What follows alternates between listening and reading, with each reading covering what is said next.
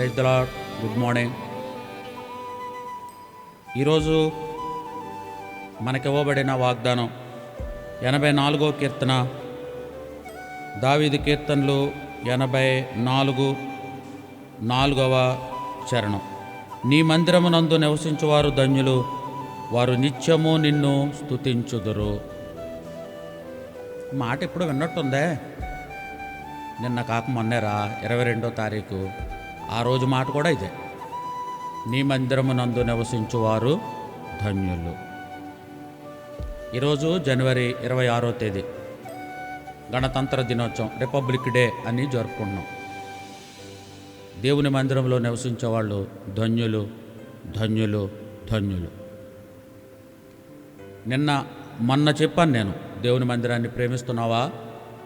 దేవుని మందిరానికి వెళుతున్నావా? ఈరోజు నా తల్లిదండ్రుల యొక్క పెండ్లి రోజుగా మేము గుర్తు చేసుకుంటున్నాం. ఆయన తన పెద్ద దైవ సేవకుని దగ్గరుండి అమ్మను వివాహమాడి ఈరోజు రిపబ్లిక్ డే రోజున తాను వైవాహిక జీవితమందు ఒకటిగా చేర్చబడ్డాడు.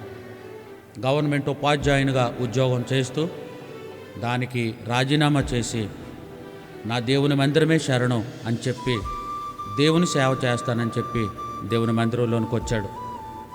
అమ్మ కూడా ఆయన చేసే సేవకు ప్రతి సంగతిలో సహకరించిందే కానీ ఎక్కడా వ్యతిరేకించలేదు. వారిరువురు దేవుని మందిరాన్ని నమ్ముకున్నారు. ఈ పల్లెటూరుకు, ఈ కుగ్రామానికి 50 సంవత్సరాల క్రితం పంపబడ్డారు. 5 రూపాయల అద్దె చెల్లించలేని దౌర్భాగ్య స్థితిలో ఈ గ్రామంలో సేవ ప్రారంభించి ఈరోజు నేను నిలబడిన ఈ మందిరాన్ని, ఈ చక్కటి ఆలయాన్ని, దీనికి అనుబంధంగా అనేక సంఘాలను కట్టే అద్భుతమైన స్థితిని ప్రేమ కలిగిన దేవుడు నా తండ్రికి ఇచ్చాడు. ఆయన మందిరంలో నివసించి వారిరువురు ధన్యులయ్యారు. ఆయన మందిరంలో నివసించి వారిరువురు ఆశీర్వదించబడ్డారు. అన్న ఈ ఉదయకాలం ఆ దైవజనుల ద్వారా నువ్వెంతో మేలు పొందావు. ఎన్నో పర్యాయాలు నీ కొరకు ప్రార్థించారు. వారిని ఎప్పుడైనా గుర్తు చేసుకుంటున్నావా అంటే, నేను పూర్తి చేసుకుని వాళ్ళు పూజ చేయమని అంటలే. ఒకసారి ఆ అన్న ద్వారా, అక్క ద్వారా నేను ఇలాగూ బలపరచబడ్డాను, ఇలాగూ నా కొరకు ప్రార్థన చేశారు, ఇలాగూ నేను దీవించబడ్డాను. దేవుని మందిరంలో నివసించారు. తినడానికి తిండి లేని, నిన్న బుధవారం బైబిల్ స్టడీలో చెప్పా, తినడానికి తిండి లేని పరిస్థితుల్లో వారు దేవుని కొరకు నిలబడ్డారు. దేవుడు వాళ్ళని సమృద్ధిలో ఇచ్చాడు. అనేక మందిరాలు ఈ చుట్టుప్రక్కల గ్రామాల్లో కట్టడానికి ఇచ్చాడు ప్రభు. వాళ్ళు విత్తనం వేశారు. ఈ రోజున నేను ఫలం తింటున్నా. ఈ రోజున వాళ్ళు ఇచ్చిన మందిరాలను, ఆ పరిచర్యను చెయ్యటానికి నేను ఎంతో కష్టపడుతున్నా. మరి ఆ మందిరాలను ఆయన ఎలా కట్టాడో, ఈ సేవను ఎలాగూ స్థాపించాడో, ఎలాగ అభివృద్ధిలోకి తీసుకుని వచ్చాడో. కాబట్టి అన్న 2 చేతులు జోడించి ప్రేమతో మనవి చేస్తున్నాను. మందిరంలో నివసిస్తావా? నీ మందిరమునందు నివసించువారు ధన్యులు. ఆశీర్వాదమే, దీవెనే. దేవుడు నిన్ను కూడా ఈ మందిరంలో బేతనీ ద్వారా దేవుడు నిన్ను సమృద్ధిగా దీవించునుగాక. లూకాసు వార్త 24వ అధ్యాయం ఆఖరి వచనం, ఆయన బేతనీ వరకు వారిని తీసుకొని పోయి చేతులెత్తి వారిని ఆశీర్వదించాను. ఈ బేతనీ ద్వారా ఎంతోమంది ఆశీర్వదించబడ్డారు. అన్న, తమ్ముడు, చెల్లి, నువ్వు ఆశీర్వాదంగా ఉన్నావు. ఈరోజు ఎవరి ఫలితం అది? ఎవరి ప్రార్థన ఫలితం?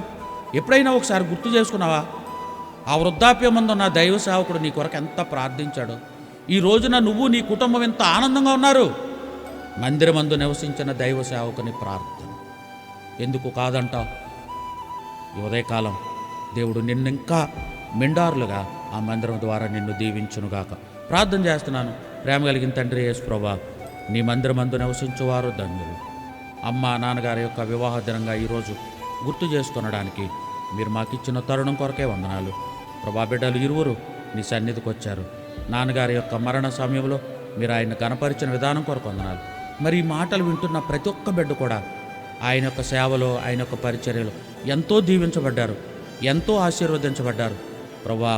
ఆ కృతజ్ఞత వారు కలిగి ఉండి ఈరోజు నిన్ను స్తుతించడానికి ఆ బిడ్డలకు కావలసిన మీ కృప దయచేయమని జనవరి 26వ తేదీ కొరకు నిండు హృదయపూర్వకంగా వందనములు, స్తోత్రములు చెల్లిస్తూ యేసు నామములో ఆరాధించి సమర్పించి వేడుకుంటున్నాను పరమ తండ్రి.